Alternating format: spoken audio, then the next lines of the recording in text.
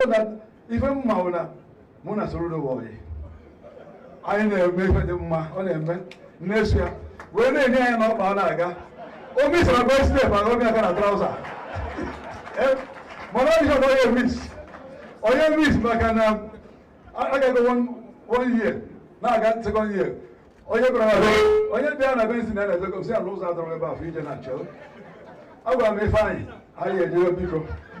I will value. I hear the more I saw it. It's a random. Careful, so that all was I hate there. Mania bring me no mother. Making it round with his head. I hear me. So, even now, Magoku, Nugoku, even Joe, got making it. Kaiji Gataka, one of them everywhere.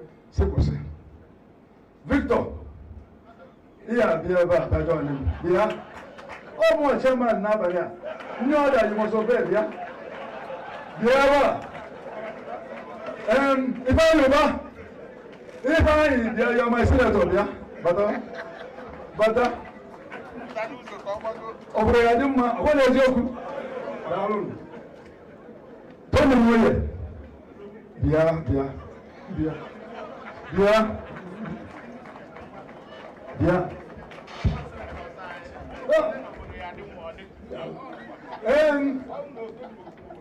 Even the group, Anambra Digoma, what is your group? Magamba, the river, and you look at it, no, Nibu away, I want to go up, I got Pilaka, and now Manachita, away with it. So I had to go, and if I wear microphone, you can end that number. You go here.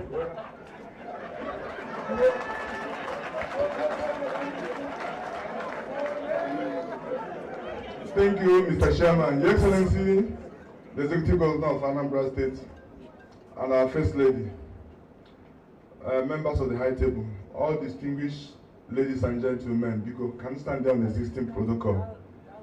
If I deliver time, boom, Organiva Anambra State.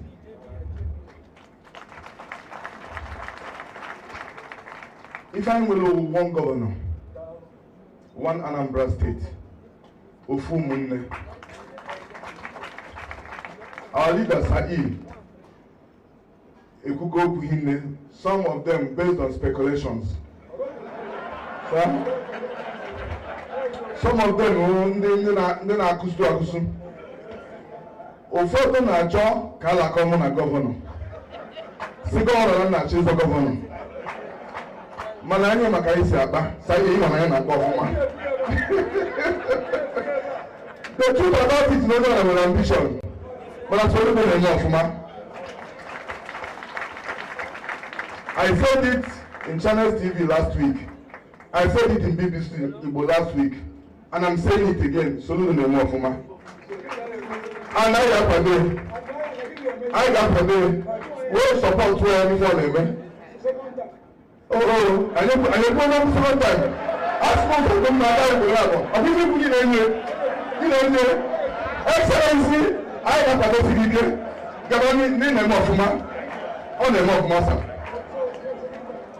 I want to see the other DJ. I got all the DJ. Thank you, sir. I want to put it.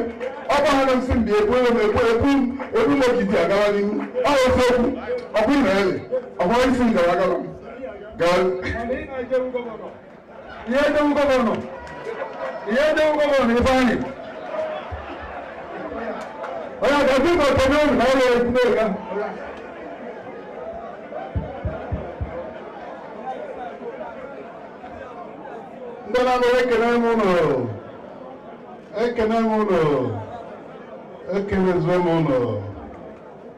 Your Excellency, the Governor of Anambra State, Professor Charles Chukwuma Soludo, Chalingon Bafo, Odenibo, Agotano Mekenegin and Winegi, the Chairman of the occasion, the Commander-in-Chief of the Allied Forces. Adam Mekenegi, Nekene Niba Ibakoleba, Ogin Bataleba, Anolu Jumo, Makana, Niba Ijuleba Nine.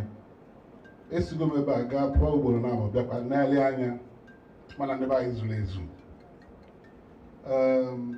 ọnwa mụ na gị nebo na uche tata ife abụrụ ife taa ana m ekelezi my brothers the two senators mụ na ha nọ n'elu ebe a we were commanded to the podium and we filed out ebe anyị ji file out na ife a na-eme maka ọdịmma ndebe anyị ọ ebe anyị jizi oku a chairman ekwugo kọwaa ife o ji nọ n'isi oche tata mụnwa nọbụ n'oyi ụgụrụ wee pụọ maka ife a na-ekwu ọdịmma Anambra steeti anọ m n'ije etu Anambra si ya dị mma for the past 20 years.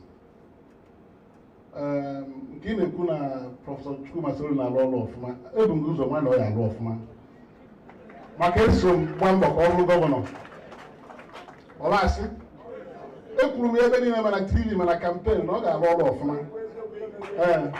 Yes, onwere ibe mmelụ even endorsement ya ebidoro na be m ibe niile n'ebe a bịara so na ama na ọ ga-alụ ọrụ.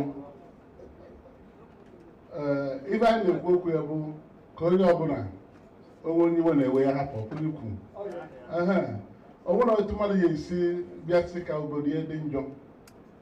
I ga-akwado gọvanọ ya doing well, security am arguing on your behalf everywhere. Ọ bụrụ oge a na-eme campaign in 2021 I campaign seriously for the vote on television through debates. So ihe ị na-eme kịta ama na ihe eme ya jisi ike n'ọrụ obodo dịka sayisi kwuo na nke onye ji atụghị anyị nwabụ lawmakers, senators here and members of the House of Representatives si Anambra wee bịa ebe a. There are so many ways we can support you and assist you. Onekwu anya anyị bidoro plenary 4th of July. Since then ụnụ anụ onu anyị na Abuja ebe a. Ụnụ anụ onu anyị na Abuja ebe a. Erosion na ravage Onitsha Owerri Federal Highway from Onitsha section to Oba section. Ebe a abụrụ death trap. But Thursday last week, at least I moved the motion ka abịa lụọ the road. No, on Tuesday this week. I inspected it on Friday. Yesterday, we also worked in the National Assembly to bring some problems of the state to the fore. To remove by motion, Kalwa 33 Road, Utuacha, to Adani. Who can have even that name? Nke Oba to Onitsha. Unu ebe anwa, onye si go n'ụzọ anwa aga o. Maka onye daba n'ime ebe anwa, ọbụrụ onye blame onwe. Some lanes collapse go. So that I na-eme to help the governor to save the money on well, go where all on the other,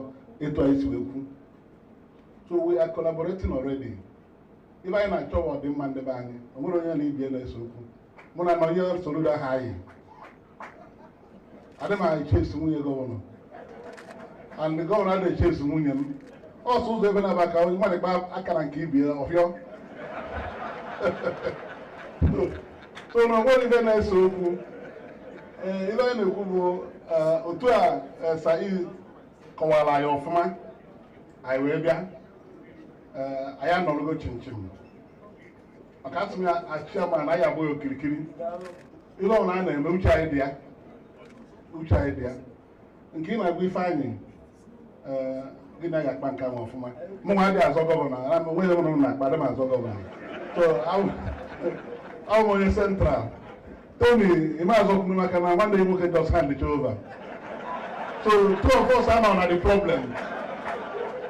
I cannot support all the good programs of the governor, and also we ask the governor to bring us nearer to him, to his programs.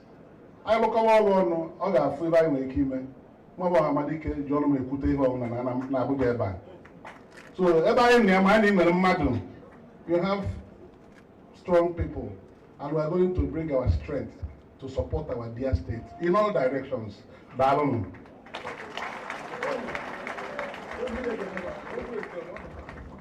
ndị Anambra ekele m unu ewepụkwa m ogbu m Odenigbo ndụmọdụ bụ na ezigbo iwu ka nkwu okwu Odenigbo kpọọ meeting 100 times mma bịa 100 times ọgara mmanụ ya dị na mma mana Odenigbo ka ị gwa ndị ọrụ gị o Peter Obi bụ nwanyị nwoke na Naịjirịa tata ewepụtala ụlọ weti chelụnụ amegwu ogwu a ka ọ wee tọọ ụtọ chelụnụ ndị Anambra chelụnụ anyị ncha niile enwe Anambra abụrụ mfe anụ Peter Obi mana Peter Obi melụ ama na ndị Igbo nọ na Naịjirịa so ka egwe ndị ọlụ ga-enwe nke a na-agbata ekpuchi ọnwa Obi Igwe nwanne nwoke onye Aguleri anyị bụ ndị eri bụ ndị ọma mgbala ka ọ kwụsị ịkpọ Peter Obi iyi bikọs ọ na-akpọ Peter Obi iyi ọ dị ọkwa mma